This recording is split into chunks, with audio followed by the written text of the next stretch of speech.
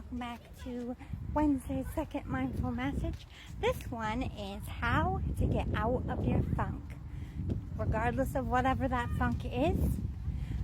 I wrote down a few things, my little cheat sheet here, to hopefully get you back on track. And when I say this, that I've done this a million times, I get in funks all the time. I use these methods myself to keep myself high vibrational even when shit is hitting the fan. And let's face it, I think shit is hitting the fan in a lot of our lives right now. But how to get out of your funk, how to be better, how to get going again, let's get into it. Not all of these are going to work for you, but there's something on this list that will drive, and I hope it helps you. Alright, so first of all, when I'm in a really bad, funky, depressive mood, it really doesn't help me to have a disorganized environment. Sometimes you really can't do much about your workspace, but I find that cleaning and organizing my home and getting myself physically organized helps me mentally organize my life and be calmer. When things are chaos and messy and disaster around you, it just makes you feel worse. So start with getting up, putting your mind to, or taking things off your mind by focusing on cleaning, turn the music on, get your house in order. If it is already in order, you're naturally a clean person, go through your closets, organize, get rid of junk that you don't need anymore. Shedding physical things is also a good way to, one, get your mind off of what's bothering you, and two, feel like you have control of your life, at least your space again, and every little bit helps. Make a plan or schedule and create a routine.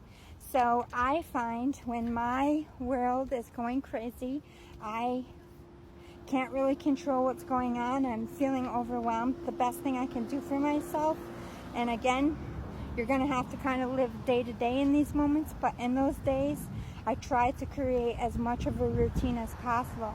I get up at this time every day. I just force myself to get up. I create a morning routine that works for me. For me, it's putting on makeup. That's how I calm myself and get my anxiety in order. I do my hair. When I put myself together physically, I mentally feel put together. It's just something that helps me prioritize my emotions as I'm preparing for my day. And then throughout the day, I have certain things that I do to keep myself balanced. Like, I don't take both of my 15-minute breaks, but I take one to get outside and get some sunshine and feel the earth and air and calm down and get away from everybody. So I have that moment to check my mental health. Creating those routines and those things that help steady you throughout your day. When your life is unsteady, finding those benchmarks helps you get through your day. I just got to make it to morning break. And then at lunch, if I'm around a private area, I like to take my shoes off, let my feet get some air. It calms me down.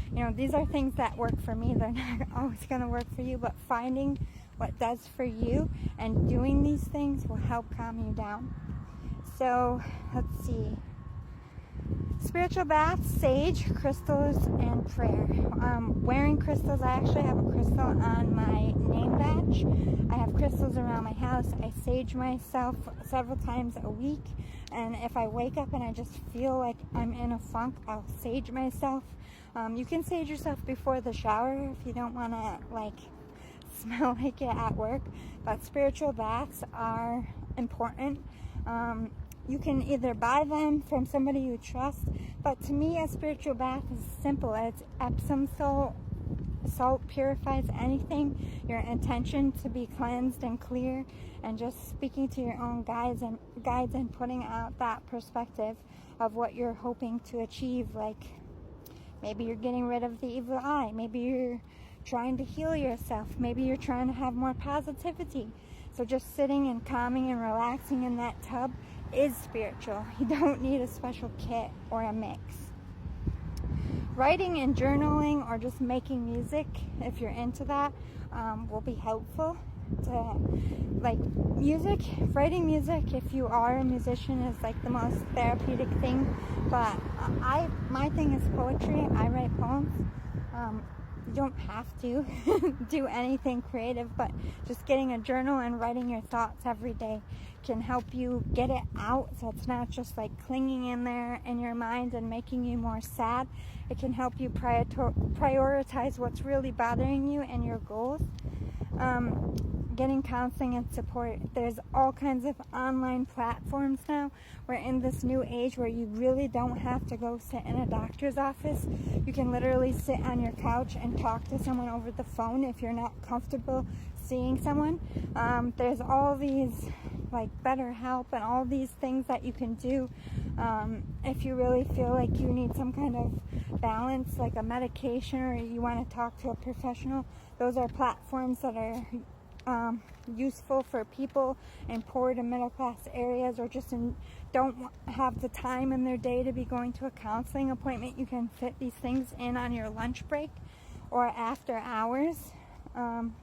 Online therapy is like a new wave, and I support it if it helps you and you feel comfortable doing it. Or you can go to an actual counselor's office, which I find is the best. You know, forcing yourself to go to that location every day is sticking to your priorities. It's so easy to push back a counseling appointment when you can do it anytime, anywhere. But when you make that dedication to show up at a certain location at a certain time, it holds you to it. But that's just me. You know, some people can hold to it without having to do that. Getting good sleep. Fluctuating on your sleep patterns really affects your mental health. So if you don't get the same amount of sleep every day or around, like I try to stick to the 6 hours. Monday through Friday, I stick to 6 hours or no less if I can.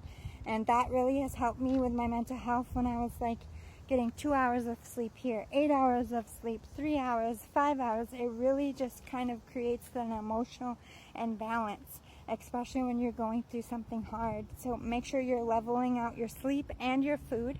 People get hangry and upset when, you know, they don't have nourishment in their body or their vitamins are low. So check your vitamin levels. Sometimes it really is a deficiency that's making us feel bad. Make sure you're checking those levels with your doctor. If you're like sad but don't seemingly have a reason to be sad, it's probably some kind of imbalance that you can fix with a vitamin, or speaking to your doctor and changing your diet, eating more greens, getting more sleep. All of these are the best thing for you when everything is out of whack in there. Going for a walk or a jog or working out. I walk every day after work, majority for my own mental health and peace. It is a part of my fitness, but walking also calms me down and gets my thoughts going. Wellness teas or any kind of hot teas, taking 5-10 minutes to yourself a day to just sit with that drink. It's summer, you can do iced tea or cold tea. Just basically, I call it the 15-minute tea rule. Sitting with yourself, thinking about things, looking out the window, enjoying the view, seeing where your thoughts go, and just being alone for a minute can really help center you and see what you need to maybe focus on right then and there. Self-care and self-love is the best way to get over anything. Paint your nails, go get a haircut, buy yourself a new shirt, take yourself out to a restaurant, do something you enjoy that makes you laugh. This is all part of self-caring, and the more you self-care, the quicker you're going to get out of any kind of funk or depression. Hang out with people who listen and give good advice, who aren't just going to brush aside your feelings or tell you to stop complaining. Because sometimes when we're in the deepest of our funk, we need to talk, and we need to talk it to death. Sit with those people that are willing to listen. They're very helpful. Gardening, digging in the dirt, being outside in nature can help calm and center, and fresh air always does a body good in any kind of depressant state. Getting out and getting sunshine is always recommended. Set your day up for the best possible outcome, like have your outfit ready, have all of your breakfast stuff out.